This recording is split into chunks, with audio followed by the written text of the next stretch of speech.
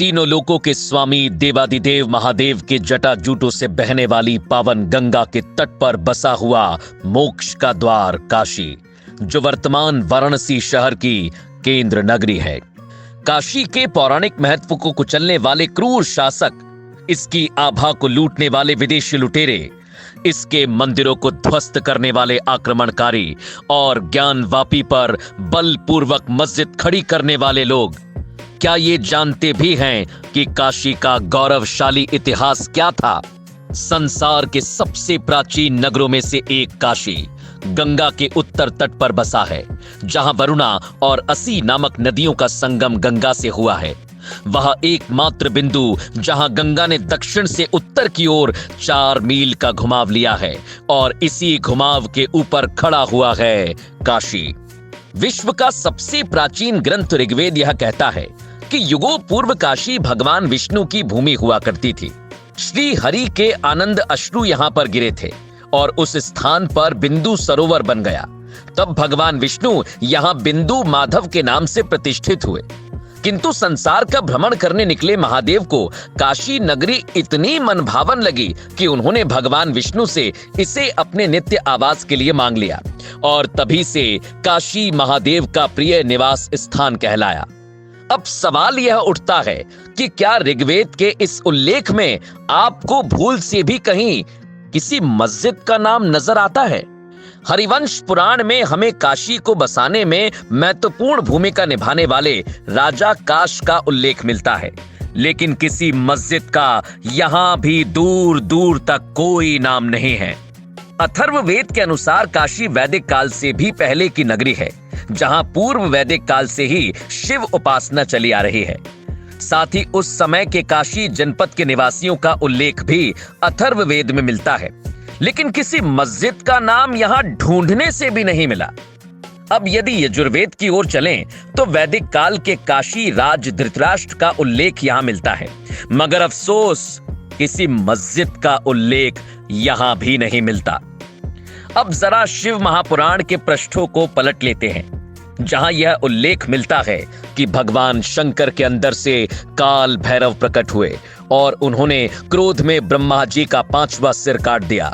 तब 12 वर्षों तक निरंतर संसार के अनेक तीर्थों में घूमने के बाद उन्हें इस पाप से मुक्ति नहीं मिली, लेकिन जैसे ही काल भैरव ने काशी की सीमा में प्रवेश किया, ब्रह्म हत्या के पाप ने उनका पीछा छोड़ दिया। तब काशी का यह स्थान कपाल मोचन तीर्थ कहलाया। अब एक बार फिर वही सवाल उठता है कि क्या आपको इस प्रसंग में कहीं भी किसी मस्जिद का नाम सुनाई देता है? खैर, अब आपको जो उल्लेख मैंने बताए वो तो रामायण काल से भी अधिक प्राचीन थे, लेकिन अब यदि रामायण काल की भी बात करें तो वाल्मीकि रामायण के किष्किंधा कांड में सुग्रीव द्वारा भेजी गई वानर सेना के काशी जनपद से होकर गुजरने का उल्लेख मिलता है, किंतु कोई मस्जिद तो वहां उन्हें भी नहीं मिली थी। चलिए, यदि त्रेता युग का रामायण काल भी आपको ज्यादा प्राचीन लग रहा है तो द्वापर युग के महान ग्रंथ महाभारत की बात कर लेते हैं, जिसमें काशी जनपद के अनेक उल्लेख मिलते हैं। महाभारत के युद्ध में काशीराज द्वारा पांडवों का साथ देने की कथा तो सर्वविदित है, लेकिन यहां भी किसी मुगल या मस्जिद का नामो निशान भी नहीं है। चलिए, इन मस्जिदों की वकालत करने वालों को यदि महाभारत काल भी ज्यादा प्राचीन लगता है तो मैं उसके बाद के बौद्ध काल में आ जाता हूं, जहां गौतम बुद्ध के जन्म के समय ही काशी की प्रसिद्धि चरम सीमा पर पहुंच चुकी थी और भारत के महाजनपदों में भी काशी की गणना की जाने लगी थी। गौतम बुद्ध ने अपनी जातक कथाओं में काशी को समय का विद्या और व्यापार दोनों का केंद्र बताया। यहां तक कि बुद्ध ने काशी के सुंदर मंदिरों, मूल्यवान रेशमी वस्त्रों और उत्तम सुगंधित द्रव्यों का भी उल्लेख किया है, लेकिन ना जाने कैसे वे किसी भी प्रकार की मस्जिद का उल्लेख करना भूल गए, या फिर यूं कहें कि ऐसी कोई मस्जिद शायद उन्हें काशी में कभी दिखाई ही नहीं दी। और अब जो आपको बताने जा रहा हूं, बहुत ध्यान पूर्वक सुनिएगा। 18 पुराणों में से सबसे प्राचीन स्कंद पुराण के काशी खंड में जो लिखा हुआ है, उसे सुनकर शायद आपके रोंगटे खड़े हो जाएं। इस पुराण के काशी खंड में 34वें अध्याय के 36वें श्लोक में स्पष्ट लिखा है कि श्री विश्वनाथ के दक्षिण में ज्ञानवापी स्थित है, लेकिन वर्तमान विवादित स्थिति में ज्ञानवापी विश्वनाथ की नहीं बल्कि मस्जिद के दक्षिण में और विश्वनाथ के उत्तर में आ गया है। अब इससे भी बढ़कर और स्कंद पुराण से भी प्राचीन कौन सा सबूत लाकर दें जो ये साबित कर सके कि ज्ञानवापी केवल शिव का है। ज्ञानवापी शब्द ही एक संस्कृत भाषा से जन्मा शब्द है जिसका अर्थ है ज्ञान का कुआं। और भला किसी मस्जिद का नाम संस्कृत भाषा से जन्म ले सकता है क्या? ये वही ज्ञानवापी है जो काशी का केंद्र बिंदु है, वही ज्ञानवापी जिसे भगवान शिव ने स्वयं अपने त्रिशूल से शिवलिंग के अभिषेक के लिए बनाया था, वही ज्ञानवापी जिसके जल से श्री काशी विश्वनाथ का अभिषेक युगों युगों से होता आ रहा था, वही ज्ञानवापी जिसका जल बड़े बड़े संत महात्माओं एवं ज्ञानियों ने पिया, और वही ज्ञानवापी जो शिव का था और उसे शिव के पास ही लौटना होगा। युगों युगों से देवादिदेव महादेव के त्रिशूल की नोक पर गर्व से खड़ी काशी नगरी जो कई सदियों के कालांतर में क्षीण हो चुकी थी, तब कलयुग के आरंभ में सम्राट विक्रमादित्य ने इसका जीर्णोद्धार किया। कलयुग में एक बार फिर काशी की स्वर्णिम आभा लौट आई थी, लेकिन सन 1194 में मोहम्मद गौरी ने संपूर्ण विश्वनाथ मंदिर को लूटकर ध्वस्त कर दिया, जिसके बाद राजा हरिश्चंद्र की देखरेख में एक बार फिर मंदिर खड़ा हुआ।